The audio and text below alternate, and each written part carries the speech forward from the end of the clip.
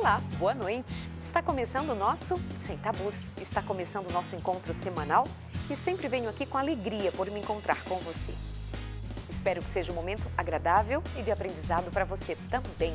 Obrigada a você que está sempre acompanhando o Sem Tabus e gosta e se interessa e participa com a gente, deixa o seu recadinho na nossa página no Face. Enfim, é muito bom ter a sua participação. E hoje, mais uma vez, seja bem-vindo e bem-vinda aqui na nossa conversa. Hoje nós vamos falar um pouquinho sobre o impacto da pornografia sobre a condição da mulher. Sim, muitas vezes nós dizemos que tudo é uma questão de cultura. Não, nós cremos dessa maneira, agimos desta outra maneira, somos assim quem somos por conta da cultura. Mas o que nós fazemos ao saber que a cultura nos influencia tanto como de fato o faz?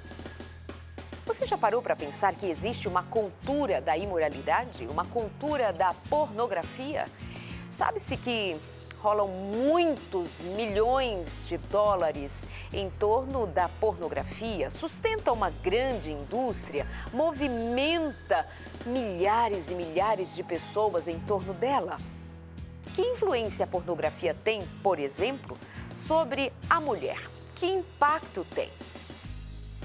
Você já parou para pensar que, talvez, na sua relação sexual, na sua intimidade, você, seu marido, vocês são casados, vocês têm uma condição de levar a família por valores, por princípios que vocês consideram princípios seguros, morais.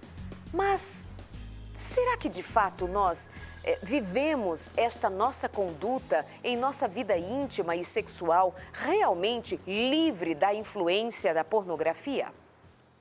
Será que mesmo os cristãos não estão sendo de alguma maneira influenciados, mesmo sendo defensores de moral e bons costumes? Como será que a pornografia chega à tua realidade? E você, enquanto mulher, agora pensando na mulher, como será que a mulher se vê frente a uma indústria forte, pesada, rica, que traz ferramentas por todo o meio em que nós circulamos e de maneira muitas vezes sutil, outras vezes de maneira declarada? Será que nós mulheres somos alvo da pornografia, mesmo em nosso dia a dia, sendo mulheres comuns? Como você se vê, sua autoimagem, o que você pensa de si mesma, o seu corpo, o que tem de influência da pornografia sobre quem você é enquanto mulher, enquanto você se vê como mulher? Vamos pensar sobre isso? É um assunto interessante. Talvez você descubra que tem sido impactada pela pornografia e precisa livrar-se de alguns conceitos. E você que é homem, você que sabe do peso que é a pornografia ou que tem a pornografia, fica aqui conosco também. Você pode contribuir e muito, pode inclusive trazer até nós o que você pensa a respeito. E não é o caso de falarmos exclusivamente sobre a pornografia impactando o homem. Hoje vamos dar uma atenção especial às mulheres. Esta é uma série que tenho feito e dando mais atenção às mulheres, mas você que é homem também é vítima da pornografia? O que você pensa a respeito da mulher, o que você espera da sua mulher, o que você quer ver na mulher, tem como referência o que você vê e testemunha na pornografia? Claro que não são todos os homens que são atraídos para a pornografia ou estão em algum ambiente de pornografia, mas pesquisas indicam que pouquíssimos homens nunca tiveram acesso à pornografia. É tanto que é difícil fazer pesquisas que envolvam a sexualidade do homem, que possam ver no seu desenvolvimento sem a presença da pornografia, porque os meninos desde muito cedo são levados a ter contato com ela, com a pornografia. Portanto, sabe-se pouco ou menos do que se sabe sobre a sexualidade da mulher frente à pornografia. Mas homens e mulheres vítimas da pornografia, portanto, são convidados nossos para ficarem aqui na nossa conversa de hoje. E eu te agradeço muito por ficar com a gente e acreditar que aqui sempre tem uma conversa boa para você. A minha convidada de hoje é obstetriz, tem uma formação muito específica no cuidado com a saúde da mulher. E há alguns anos ela jovem, tendo contato com outros jovens, foi percebendo o impacto da pornografia e querendo estudar mais, entender um pouco mais desse universo. E eu a ouvi fazendo uma palestra, me identifiquei com o que ela dizia, com a percepção que ela tem a respeito da vida frente à pornografia e a trouxe aqui para um bate-papo bem gostoso no nosso Sem Tabus de hoje. Jennifer Daniele, seja bem-vinda. Prazer recebê-la aqui com a gente. Prazer, Darleide. A convidada de hoje é Jennifer de Lima Santos. Ela é obstetriz e trabalha atualmente com parto domiciliar e aprimoramento em saúde coletiva. Nascida em Recife, no estado do Pernambuco, atua hoje na cidade de Mogi das Cruzes, em São Paulo. Para um contato profissional, seu e-mail é jenniferlimas@outlook.com. Jennifer, muito bem-vinda. Obrigada por estar aqui com a gente. Me interessei em saber quando te ouvi dizer que há alguns anos, desde 2012, 2013, você começou a estudar mais profundamente sobre a pornografia e o impacto dela, inclusive ou especialmente, sobre a mulher. O que você me diz sobre este tema e o porquê te chamou a atenção? Então, Darleide, eu comecei a estudar obstetrícia, que é um curso de graduação na saúde da mulher, na saúde integral da mulher. E aí eu fui me interessando pela pesquisa, não sabia exatamente como iniciar uma carreira na pesquisa. E aí me interessei pelo lado da antropologia, né, o estudo do ser humano e das suas relações. E aí um dos temas que me chamaram bastante atenção foi o corpo, sexualidade e menstruação. Essa foi a minha primeira iniciação científica que eu tive no período da graduação. E durante esse período, eu fui estudando especificamente a menstruação, mas eu fui percebendo que o corpo da mulher, em todo o seu ciclo de vida, ele sofre influências de diversas fontes, e uma delas a pornografia. Então, o que leva uma mulher a detestar o seu período menstrual, o que leva uma mulher a não gostar do seu próprio corpo, como isso influencia todo o ciclo dela durante a vida como mulher e também na gestação, no parto, no pós-parto. Quando eu tive contato prático com o parto, eu comecei a perceber que as mulheres elas sofriam violências no parto, tinham vergonha do próprio corpo, vergonha de si mesmas. E aí eu me perguntei por quê. E quando eu fui pesquisando a fundo e entrando em diversas vertentes da saúde da mulher, eu percebi que a pornografia ela não é apenas o filme, apenas a imagem, apenas a revista. Ela está no nosso meio, né? Ela está na cultura pop, ela está nas palavras que a gente usa, no modo como a gente se enxerga. E a pornografia ela é feita por homens e para homens, mas a gente não se exclui desse meio, né? Atualmente a gente tem visto um grande crescimento de consumo de pornografia por parte das mulheres, mas ao mesmo tempo homens consomem pornografia e homens se relacionam com mulheres. Então eles acabam influenciando essas mulheres de uma maneira indireta através da pornografia que eles consomem, né? E da pornografia que a gente vê na TV, no rádio, nas relações, que não é só o filme pornô. Muito interessante isso. E que caminhos segue a pornografia, portanto, são diversos. Ela atua de diversas maneiras, sutilmente ou escancaradamente. Só que com a mulher acaba sendo mais sutil. Quando você traz esse tema para o universo feminino, você vê muito sofrimento da mulher. Porém, nós não sabemos que estamos envolvidas pela pornografia, nós não temos essa noção, essa ideia. Nós apenas nos encontramos num contexto de desconforto, mas nós não fazemos ideia de que somos impactadas pela pornografia. Em primeiro lugar, né, para você fazer um filme pornô ou uma revista pornográfica, você precisa de uma mulher. Exato. Então, a primeira vertente que a gente tem que pensar é justamente que as mulheres são essas que estão se submetendo à indústria pornográfica enquanto atrizes, enquanto modelos, enfim, né? Por que essas mulheres estão se submetendo a isso? E, em segundo lugar, os relacionamentos em que a mulher sabe que o seu companheiro, seu parceiro, consome pornografia. E por que essa mulher ela se sente tão envergonhada em dizer para aquele homem que ela não quer que ele faça aquilo? né? Ela sabe que ele consome e aí vira um senso comum de que o homem é assim mesmo. O homem, por instinto, procura o sexo, né? Mas que tipo de sexo ele está consumindo e como isso influencia o sexo da vida real. Porque o que a gente vê na revista, o que a gente vê no filme, não é a vida real, né? Exatamente. Existe um padrão imposto, existe uma idealização do sexo, e aí quando você tenta aplicar aquilo na vida real, quando você volta para a realidade, você se frustra. Porque o que você tem não é a atriz pornô, você tem uma mulher, a sua esposa, a sua companheira, a sua parceira. Então, acaba rolando uma frustração tanto por parte do homem, quanto por parte daquela mulher, que aí ela não vai entender por que ela não consegue ter uma vida sexual saudável. Por que o parceiro dela não gosta dela? Gosta mais do que ele vê no filme, na revista, do que dela propriamente dita, né?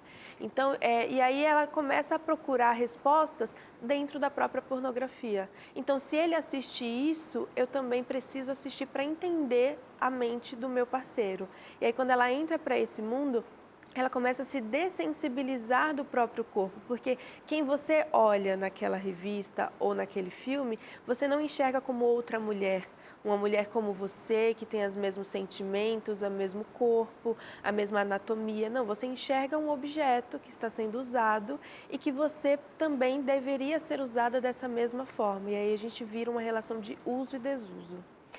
E se eu pensar no grupo daquelas mulheres que não se deixam levar pela curiosidade ou pela instigação de ir buscar naquele universo pornográfico que o homem consome uma referência para ela. Não, ela não procura, ela tem aversão, ela despreza.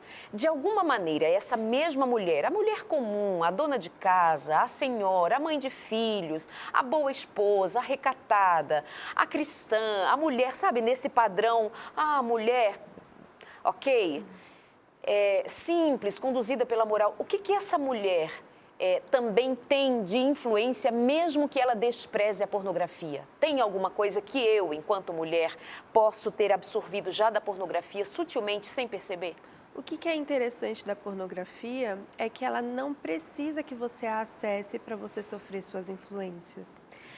Um estudo recente com jovens universitários, homens, perguntava para eles se eles já tinham consumido pornografia. E 99,7% falou que sim.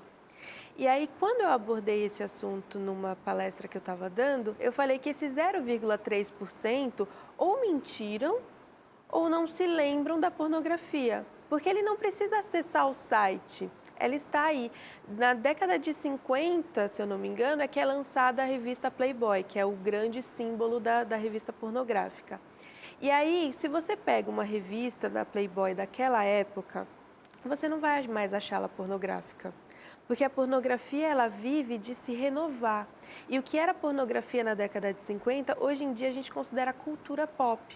Então, os clipes musicais, as letras das músicas, nisso está a pornografia, né? Então, a pessoa que não a acessa, não necessariamente vive sem as suas influências. Porque a pessoa que não acessa a pornografia, ela acessa a música, ela está no mundo, ela tem um relacionamento com as pessoas, então ela já ouviu falar, ela sabe do que se trata. Tanto é que quando a gente avalia agora os nossos adolescentes, é difícil chegar para um adolescente que não sabe o que é sexo, não sabe o que são órgãos genitais, não sabem para que eles servem, não sabem que o sexo gera prazer. E isso por quê? Porque eles foram a fundo num atlas de anatomia e pesquisar? Não, porque está aí, está na sociedade.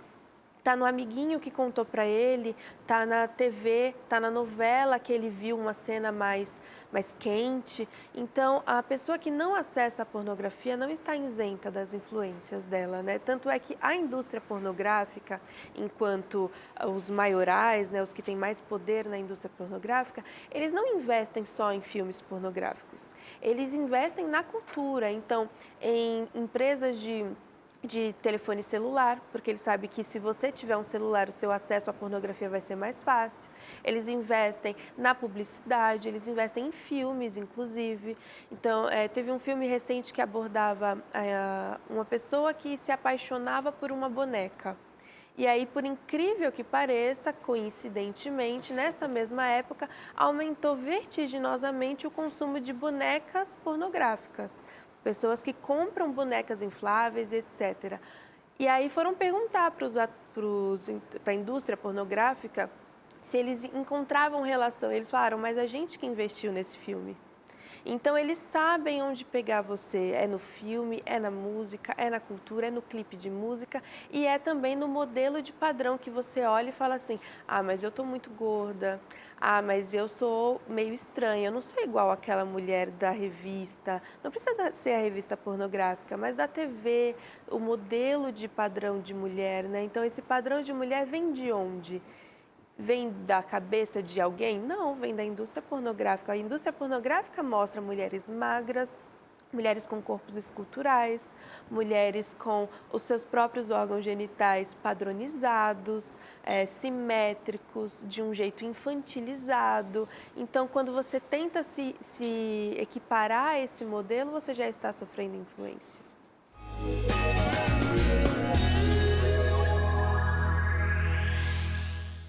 Jennifer, então há um impacto direto sobre a autoimagem da mulher, essa tal pornografia. Quando você diz sobre os órgãos genitais da mulher, até nisso também eu posso ter uma relação estranha com o meu órgão genital por conta de uma influência específica da pornografia? Então, com certeza, né? Eu costumo dar exemplos da minha prática, porque quando eu falo de pornografia, as pessoas se perguntam o que uma obstetriz que mexe principalmente com gestação e parto tem a ver com isso, né? E aí eu falo que está tão presente que até eu lá no hospital, prestando atendimento a um parto, consigo ver. No pré-natal, por exemplo, eu fiz muito estágio em salas de Papa Nicolau. Então, eu fazia diversos exames em diversas mulheres durante o dia inteiro. E o que eu mais ouvia, e não foi uma nem duas, foram muitas vezes, foram mulheres me pedindo desculpa, porque chegaram no posto de saúde, agendaram o Papa Nicolau para elas e elas não tinham se depilado a tempo, por exemplo. Ou me desculpa por causa do cheiro. E essas duas desculpas, depois de um tempo, pesquisando, inclusive, debatendo com outras colegas, eu falei, de onde vem essa ideia de que a vagina tem que estar depilada, sendo que mulheres adultas têm pelos? E de onde vem essa ideia de que a vagina tem que ter um cheiro diferente, de sabonete íntimo, de rosas, né? Sendo que assim como pele tem cheiro de pele, sangue tem cheiro de sangue. E aí eu entendi que vem da pornografia, porque a pornografia ela mostra um padrão de órgão genital que é branco, que é simétrico, que é depilado e que está sempre disponível para o cara. Então, o desejo sexual extremo de uma mulher que não consegue dizer não para um cara é extremamente valorizado dentro da cultura pornográfica. E quando ele não é valorizado o seu oposto. Mulheres que primeiro dizem não, relutam e através da força o cara consegue conquistá-la, ou seja, estupro. Então, a vagina pornográfica, que é como a gente chama, esse é um termo recorrente na pesquisa, a vagina pornográfica ela tem esse padrão. E aqui no Brasil a gente está crescendo demais as taxas de mulheres que fazem, por exemplo, vaginoplastia, plástica nos lábios internos, externos da vagina, porque querem se adequar a esse padrão. Acham que está feio, que está estranho. Já tive um caso também na clínica de uma mulher que achava que tinha algum problema e quando eu fui consultá-la, quando eu fui avaliar, não vi nenhum problema e através da conversa ela revelou que ela era negra e ela esperava, quando ela olhou no espelhinho a região da vagina, ela esperava encontrar algo branco, uma vulva embranquecida.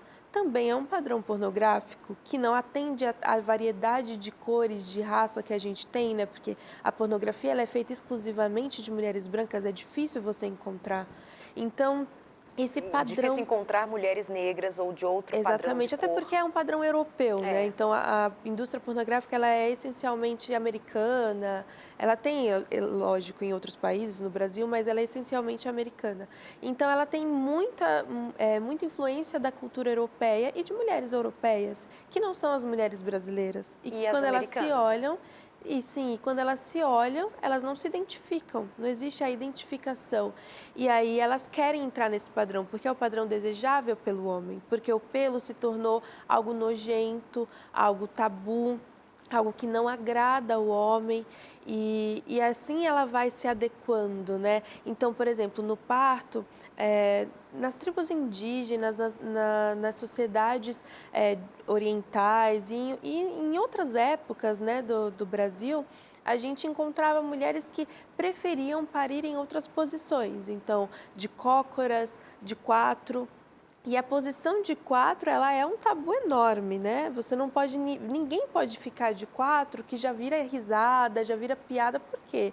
Por causa do sexo anal, que é extremamente mostrado e incentivado pela indústria pornográfica. Então, atualmente, nos Estados Unidos, entre as meninas adolescentes, cresceu enormemente o número de meninas com fissuras anais, porque acham que para agradar o seu homem, para agradar o seu parceiro, precisam fazer o sexo anal.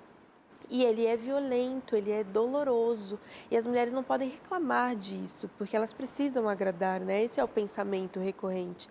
Então, quando a gente vê que isso influencia mulheres que estão com fissuras, com hemorroidas, com problemas anais por causa do sexo anal, a gente se pergunta até que ponto a gente está levando isso, né? Até que ponto essas mulheres não conseguem adotar posições que favorecem o parto normal para elas, porque elas têm vergonha. Diretamente relacionado. Jennifer, e estas mulheres, na verdade, são objetos de violência, porque na vida real, porque o que aparece nas cenas, no que é produzido para ser vendido e muito bem vendido, as mulheres, por exemplo, numa cena de sexo anal, elas não demonstram dor, elas demonstram prazer. E vindo para a tua clínica, por exemplo, você vai encontrar uma outra versão da história, que é a versão da realidade. Na vida real é doloroso e frustrante, mas ela se submete para sustentar aquele homem e aquela relação. E ela se pergunta, por que eu não sinto prazer? Exatamente. Por que tantas mulheres nos filmes, ou até aquela amiga que você encontra que faz aquele merchan, adora e você não? Então o problema está comigo, né? Um problema recorrente, por exemplo, de lubrificação. O problema nunca está no fato de que o sexo não está sendo prazeroso, portanto, a mulher não está tendo lubrificação. Não, o problema está com ela. Eu tenho pouca lubrificação. Eu sou frígida, eu sou seca. Quantas vezes eu já não ouvi essas palavras, né? Então, o problema está comigo. Não necessariamente, talvez o problema esteja que você não está recebendo prazer suficiente para que as suas glândulas produzam o que elas estão aí para produzir, né? Então, a ideia de prazer, ela é deturpada pela pornografia. E essa ideia, inclusive, ao longo da história, a pornografia, ela precisa, porque o nosso cérebro ele é feito do sistema de recompensa. Então, a cada vez que eu presencio uma cena que me excita, que eu gosto de olhar, depois de um tempo ela já não vai mais servir mais, eu vou precisar de algo mais forte, né? Principalmente nos homens que existem umas substâncias no cérebro, né, que é a dopamina, por exemplo. Então, depois de um orgasmo, você tem um período refratário, tanto nos homens quanto nas mulheres. Mas nos homens isso é mais pronunciado. Então, você tem um período que você não consegue ter uma excitação logo em seguida. A gente tem esse período de total relaxamento do corpo. Para eu poder suplantar esse período, para eu esquecer que existe período refratário e emendar muitas vezes um sexo no outro, uma masturbação na outra, porque foi gostoso, então eu quero de novo, eu preciso me dar um estímulo maior. Então, o que serviu para aquele efeito desejado, agora não serve mais, eu preciso de mais. E a pornografia, ela entrou nesse impasse. Então, eu já ofereci tantas coisas para o meu público, o que eu posso oferecer de pior? E aí ela investe na violência. Então, as mulheres, existem né, dois tipos de filme pornô. O pornô em que a mulher mostra que está gostando e o pornô que ela, declaradamente, se você assistir, você percebe que ela não está gostando. Só que a ideia da mulher que não está gostando, mas que depois gosta, é um estímulo para o cérebro. Porque é o estímulo da violência, do eu estou forçando ela a gostar, eu estou forçando ela a me aceitar e eu sou tão bom no que eu estou fazendo que apesar dela não querer, agora ela quer. Então, essa ideia, né, no cérebro, os centros de sexo e de violência ficam muito próximos. E a pornografia, ela consegue unir esses dois centros cerebrais. Então, eu estimulo o sexo com violência. Então, um adolescente que ele ainda está iniciando o conhecimento sexual dele e ele assiste um filme pornô, ele vai entender que uma mulher, para gostar de sexo, ela precisa ser espancada, ela precisa ser agredida verbalmente, ela precisa ser engasgada. São situações absurdas que você encontra na pornografia, né? O sexo hardcore, que eles chamam. E realmente é hardcore. Verdade. E antigamente isso assustava a gente. A gente falava, não vou consumir algo que degrada tanto assim, né? Antigamente se falava que era o sexo softcore, então era fácil de assistir, porque era um casal que se amava e ali estava fazendo sexo. Agora, isso já não excita mais, porque já foi muito utilizado, então você precisa de outra coisa, que é o sexo hardcore, violento, agressivo, que é aplicado na vida real. E quando chega na vida real, eu preciso demonstrar que eu gosto do tapa, do espancamento, das palavras que são extremamente degradantes para a mulher na hora do sexo. Eu preciso gostar disso. Eu construo minha sexualidade dizendo que se eu não gostar disso, é porque eu sou muito careta, eu tenho a mente fechada para sexo, eu só gosto daquele sexo tradicional. Então, o sexo que é tradicional é chato, não excita o cara, né? O sexo que é bom é o que eu agrido, é o que eu xingo, é o que eu, de alguma forma, faço ser humilhante. O tal do sexo selvagem. Selvagem. Né? As pessoas precisam usar da força, da agressividade para ser bom. Eu lembro de ter assistido uma entrevista de um ator da maior rede de televisão do país, quando ele dizia de ter visto por diversas vezes atrizes sendo obrigada, em nome da arte, a se despir numa cena ou em cenas em que não havia a menor necessidade de tirar a roupa, já que quando a mulher tira a roupa, toda a cena se fecha para ela. Os demais detalhes, as demais questões não ficam aparentes. Então, havia e há, segundo ele, acho que é o Pedro Cardoso, esse ator, ele deu essa entrevista dizendo assim que há sim um investimento em tornar determinados momentos, mesmo das novelas, nos horários mais familiares, 6, 8 da noite, 9, tá tudo bem, ali cenas altamente pornográficas. E ele diz, isso não é arte, isso é pornografia. Isso não é arte, exibir a mulher fora de um contexto absolutamente desnecessário em nome da tal arte. Que arte? E ele repetia, isso é pornografia. E assim me chamou a atenção porque um homem deste meio, que convive naturalmente neste meio, se chocando e verbalizando do que ele entende como ser pornografia, aquilo que nós estamos já consumindo como arte. Não é um nu artístico, não é nu artístico, é pornografia. E eu valorizo essa verdade que a gente precisa dizer e assumir, ainda que haja um coro dizendo assim, isso é mente fechada, isso é gente bitolado, isso é coisa de crente, e ele nem é cristão, né? Ele não estava nesse contexto de ser ou não ser cristão. Mas assim, é que é fato, né, gente? A gente precisa acordar. Imagina nossos filhos com os ouvidos abertos para assimilar mensagens, como, por exemplo, de determinado tipo musical, estilo musical, que vende a mulher como uma coisa para sexo, uma máquina de sexo. Há músicas, há letras de músicas pop e músicas que estão aí na boca dos nossos filhos, para não dizer também, claro, está implícito dizer que nos adultos também, das famílias, as festas de aniversário, de crianças. A música que está tocando não é música de criança, ou se é para criança, já é ela sensual. E aí você agora há pouco me dizia que há uma infantilização também da mulher no que diz respeito ao seu órgão genital. Volta um pouquinho nesse ponto. de que maneira a mulher se torna infantilizada? O que tem de, por exemplo, de pedofilia despertado pela pornografia que nós não percebemos? A pornografia, ela age sempre pensando em duas vertentes, né? Então, se eu não alcanço um, eu alcanço o outro. Então, para quem gosta de sexo leve, eu tenho softcore. Para quem não gosta, eu tenho hardcore. Ela vai pensando assim. Então, de um lado, ela infantilizou a mulher adulta e de outro, ela adultizou a mulher criança. Então, de um lado, a gente tem uma mulher adulta que ela não pode ser vista como adulta. Então, o que é mais procurado nos sites pornográficos? A classe teen, a classe novinha é uma palavra extremamente procurada. E aí quebrou-se há uns anos atrás a regra, porque existia, né, uma lei que dizia que nos filmes pornográficos, mulheres acima de 18 anos, que são as mulheres permitidas serem atrizes pornô, pelo menos por enquanto ainda não permitem que seja abaixo de 18, mas as mulheres atrizes pornográficas não podiam simular que eram crianças. Essa era uma lei que foi quebrada.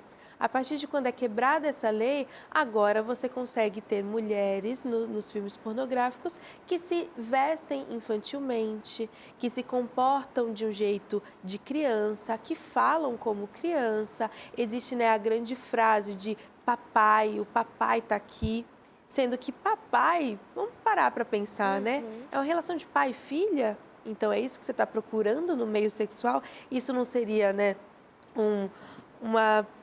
uma naturalização de incesto, uma naturalização do estupro entre pai e filha? Porque recentemente, né, lançou-se um filme muito conhecido e que tinha uma personagem de quadrinhos, se chamava Arlequina, e a camiseta dela era escrito isso, era monstrinho do papai.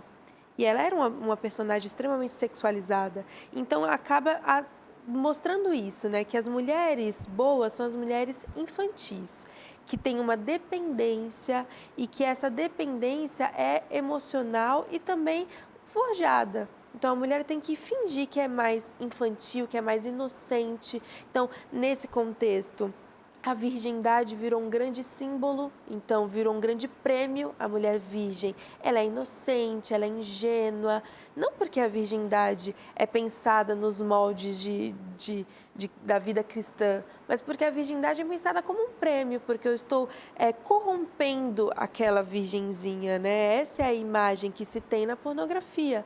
Então, essa ideia de pensar no teen, na novinha, vem disso. E uma outra coisa é que quando a gente pensa na agressão contra a mulher, a principal agressão é contra adolescentes. A principal agressão vem de casa dos padrastos, dos pais, dos familiares. Então, qual é essa associação entre o pornô mais procurado é o de crianças e a agressão mais cometida é o para crianças?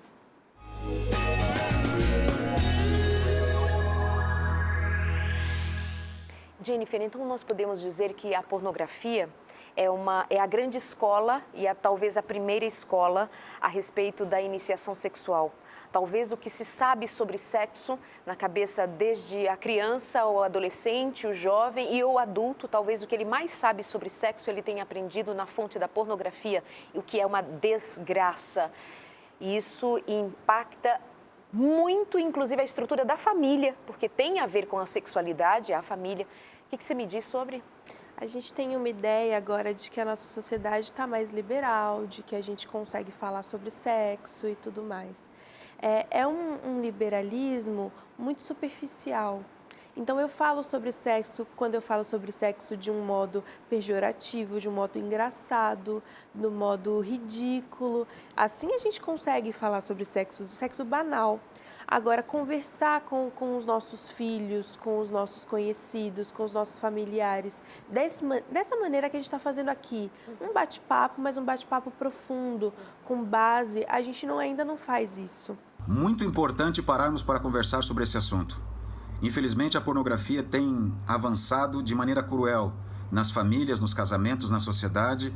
É um vício E muitas pessoas estão dependentes desse vício, iludidas com esse vício. Mas vamos lá. Como que nós devemos fazer com os nossos filhos? A primeira coisa que temos que entender é que esse assunto não deve ser abordado precocemente com a criança. Eu explico.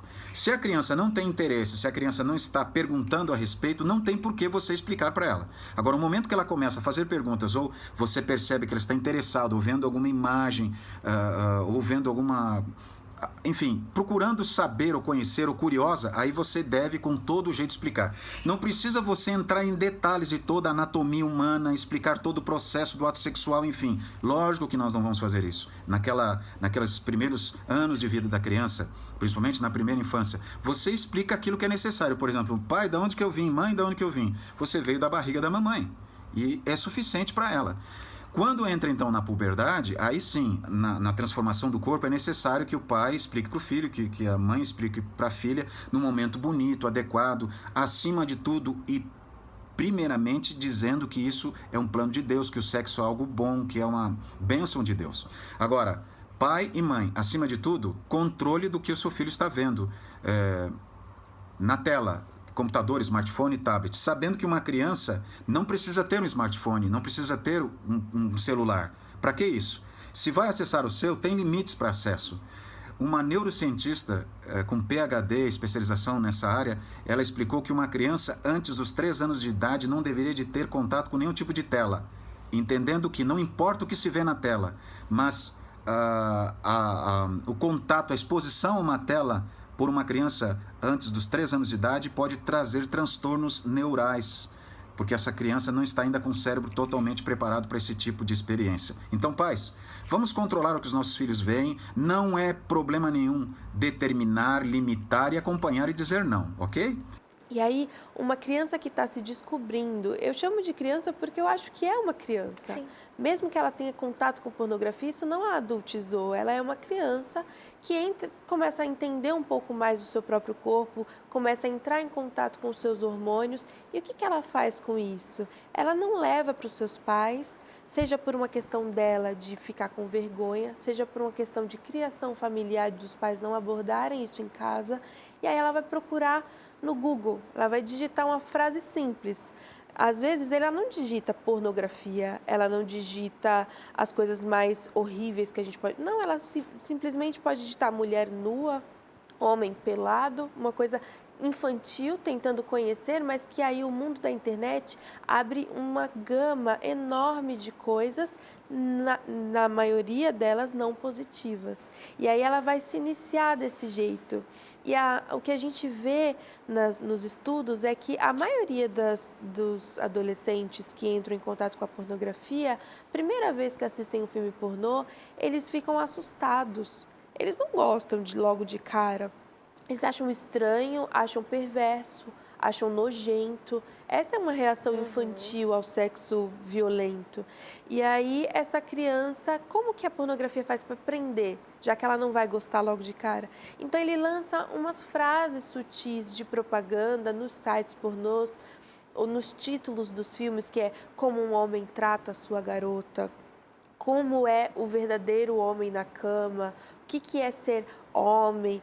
Ou seja, subliminarmente na mente daquela criança, ela vai entender que isso é ser homem. E uma menina vai entender que isso é ser mulher, é ser subjugada a isso. Então, isso é que é um homem de verdade. Então, se ele não gostar disso, ele não está sendo um homem de verdade, ele não está sendo viril, ele não está sendo o macho. Então, ele precisa gostar disso. E através da repetição, ele vai se viciando naquilo, não no sentido apenas próprio da palavra vício, de que ele vai ver aquilo repetidamente. Ele vai viciando todo um pensamento, toda uma ideia do que é a mulher, de como ela tem que ser tratada, de como ela tem que ser amada, do que é o sexo entre casal. Então, isso é que vai se tornando um vício, o sexo puramente banal, o sexo puramente sem significado. Uau, isso é mais sério do que falar do vício pela repetição de buscar a pornografia como nela tendo autossatisfação. Você está falando de uma outra demanda que é o homem ser educado, a mulher ser educado, ser ensinado sobre sexo por este caminho, onde a mulher aparece como coisa. Porque não há como negar que a mulher aparece como uma coisa sexual. Sim. Como não há, e por mais que nós ainda estejamos trabalhando sobre o empoderamento feminino, nós ainda estejamos valorizando que haja esse empoderamento, já que durante muito tempo, historicamente, a mulher foi vista como a pessoa de segunda classe, ainda que com esse tal empoderamento, nós não nos damos conta e não há uma bandeira muito declarada, porque muitos talvez nem percebam, que ainda que em busca desse empoderamento, ela continua sendo vítima dessa indústria que a põe no lugar de coisa. Porque mesmo quando uma mulher põe uma roupa, que ainda que ela vai dizer assim, não, eu ponho essa roupa curta, apertada, que expõe meu corpo porque eu gosto, ela gosta? Ou é resultado de uma educação? De um ensinamento que ela foi absorvendo, que ela foi tomada pela cultura, por exemplo, da piriguete, porque é uma cultura, né? Isso é um estilo de vida ser piriguete. E às vezes ela gosta, tudo bem que ela gosta, mas de onde vem? Quem a levou por ali? Quem a conduziu dessa maneira? Aí ela está dizendo assim, não, é a minha liberdade, eu faço com o meu corpo o que eu quero. Aí eu fico assim, que dó, não faz o que quer, ela está fazendo o que quiseram fazer com ela. Estou errada em pensar que, por mais que a gente fuja, por mais que nós estejamos fugindo desse caminho, se não estivermos muito atentos, muito cuidadosos, e não é cuidadosos assim, fechados ou negando essa realidade, ou, sabe, se protegendo de um jeito ignorante. Não, mas com classe, com atitude, não. Pondo as coisas no seu devido lugar e seguindo um caminho que é um caminho de saúde mental, inclusive, e relacional, por esse caminho. Exatamente. Quando a gente fala, por exemplo, que os homens são muito visuais, eu sempre me pergunto o quanto a gente não tornou os homens também muito visuais. Exato. Então, mas o homem vai muito pelo que vê, realmente, mas o quanto a gente não fez isso acontecer historicamente, através da pornografia, da propaganda de cerveja, das roupas que as mulheres são incentivadas a usar. Então, por trás de uma escolha sempre existe uma influência cultural, histórica, e é exatamente isso, né? Então eu estou escolhendo, a mulher que se propõe a fazer um filme pornô, ela está escolhendo ou ela foi levada a essa escolha através dessa ideia de que eu preciso estar disponível, eu preciso agradar? E aí a gente olha para a mulher do filme pornô e acha que ela é diferente de nós, mas o quanto as nossas escolhas também estão sendo levadas pelo mesmo pensamento, né? Então eu não acesso pornografia, mas eu gosto daquele tipo de fala, eu converso com um tipo de palavreado, eu me proponho a fazer certos tipos de coisas, não porque é saudável para mim, é da minha saúde sexual, mas porque eu acho que aquilo vai agradar. Jennifer, quantas vezes o casal, vou colocar o casal normal, ou seja, para diferenciar do que não é o que está consumindo a pornografia por consumir, e, enfim. Mas quantas vezes nós mesmos, aqui no Sem Tabus, quantas vezes mesmo nós já conversamos sobre a mulher precisa ser o mais sensual possível, colocar a lingerie mais sensual? Aí eu fui percorrendo esse caminho e entendendo assim, por exemplo, quem foi que disse para o homem que a meia arrastão e a lingerie vermelha ou com estampa de oncinha é o mais sexy do momento? Homem mal entende de cor. Pois é. A mulher fala para o marido assim, traz a camisa verde. Aí ele vem com azul, clarinha, azul bebê. Ou seja, mas quem disse para ele que o vermelho e a estampa de oncinha é... Não, aí a mulher precisa, ela é obrigada a ser essa mulher sensual, com essa meia arrastão, com essa coisa apertada, a lingerie mais sensual, que marca, que dói, que incomoda, o fio dental... porque ela precisa ocupar um lugar no imaginário sensual desse homem, que aprendeu aonde? Onde ele aprendeu que a mulher, para ser gostosa, sensual e etc., ela precisa estar naquele proforme. E olha, Gena, e você que acompanha aqui a gente, você sabe que isto se dá no meio cristão, porque estamos afetados por isto. E eu estou falando para casais, enfim, para as pessoas de modo geral, mas esse público maiormente é um público cristão que vai me dizer sim ou não. Pode, inclusive, compartilhar comigo lá nas redes sociais, se não é fato que nas nossas palestras, nas nossas abordagens sobre sexualidade, quando fazemos, nós não estamos percorrendo um caminho que põe e mantém a mulher nessa mesma situação que o mundo está tentando colocá-la, como uma coisa sexual. E isso não podemos negar que até nós, que dizemos ter princípios e dizemos lidar com os bons costumes e com a moral, que frequentamos igreja, que temos o conhecimento da palavra, do ideal de Deus a respeito de sexo, estamos nós lá reproduzindo as cenas em que são postas como aula de sexo e relacionamento na vida prática. E depois dizemos assim, mas falta uma coisa. Meu relacionamento ainda, claro, porque tem algo mais que a gente está perdendo, que é o olho no olho, é a mão na mão, é o cuidado, é o carinho, é o fazer um sexo como é bom para o outro, simples. Quero ver sexo bom, esse sexo simples, sem os aparatos, sem as luzes, os holofotes, o leão e a onça, porque é selvagem, né? O leão e tal. Não, uma coisa simples, leve, gostosa, assim, natural, acontecendo. Ai, que coisa fria! Por estas questões que nós trabalhamos e muitas outras que não vai dar tempo de nós trabalharmos no programa de hoje, mas fica aqui o nosso convite para você estudar mais sobre o impacto da pornografia na tua vida, pensar. Gena, o que mais você fecha aqui o nosso programa para nós pensarmos sobre? Eu acho, Darleide, que isso que você falou tem muita verdade. Porque existe até uma frase de uma autora que fala assim, que as explosões sexuais, elas simplesmente subestimaram os sussurros do prazer. E eu acho isso muito real, né? Como a gente faz? Por que a gente está sempre buscando o fantasmagórico, o sobrenatural, sendo que o sexo é uma coisa simples, é uma coisa de relacionamento, é uma coisa de toque.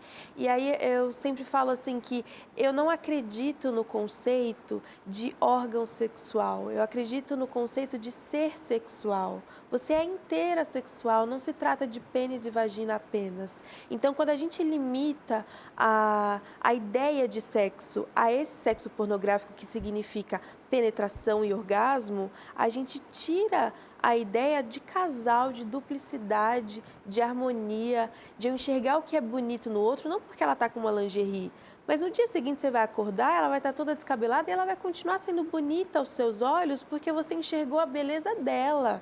Não a beleza da lingerie, a beleza do cheirinho, do que é extraordinário. Porque o extraordinário é o que é simples. Então é isso, né? Por que a gente está buscando as coisas enormes quando a gente pode se concentrar no que o outro está falando, no que o outro gosta, no que o outro não gosta, no perguntar, isso é bom para você? A gente pode fazer desse jeito? Sabe? Não é, a questão é eu não impor o meu prazer sobre o outro. A busca pelo prazer não é a busca do prazer de si mesmo apenas. Você vai ser recompensado realmente. A gente tem até um sistema cerebral que diz isso.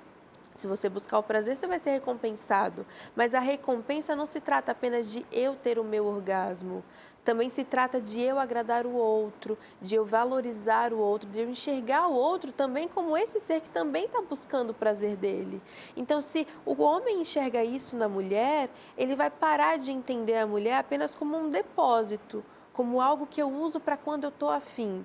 Não, que mulher é essa? Que mulher é essa que eu convivo com ela, que eu a conheço tão bem, que eu sei que hoje não dá. Hoje dá. Hoje eu pergunto se dá.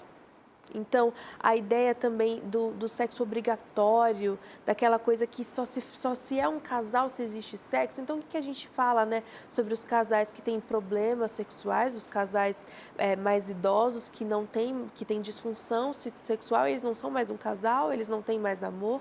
Desde quando o amor virou apenas o sexo e o orgasmo? Então, acho que a ideia não é se assustar apenas com a pornografia. Eu acho ela extremamente assustadora, mas não é só se assustar e ficar, e agora? Já que ela está em todo lugar, estou perdido. Não, a ideia é ela estar em todo lugar, então eu vou procurar atalhos por outros caminhos. Eu vou voltar talvez para o plano original, né? Vamos dizer assim, eu vou voltar, dar passos atrás e vou rever a minha conduta. De que modo eu estou sendo impactada sem perceber? Você começa a fazer reflexões para deixar de ser presa fácil, para deixar de ser objeto dessa indústria maléfica, destruidora. E com isso a gente vai tomando posturas particulares que vai reverberar num contexto de vida. Minha qualidade de vida mental, emocional, menos angústia, menos ansiedade, já que eu não tenho que dar conta de fazer um papel que estão esperando que eu faça, mas de eu ser eu mesma, né? De eu ter cuidado comigo mesma. E agora eu estou pensando especialmente na mulher. Especialmente na mulher que já é tão, ao longo da história, mal vista. Agora ela dá uma guinada e diz assim, sou mal vista? Então vou ser mal vista mesmo. Como se isso fosse libertá-la. Como se nós estivéssemos vendo uma geração de mulheres mais felizes, mais realizadas, mais feitas, mulheres felizes. Mas não. Tanto é que depressão aumenta a cada dia.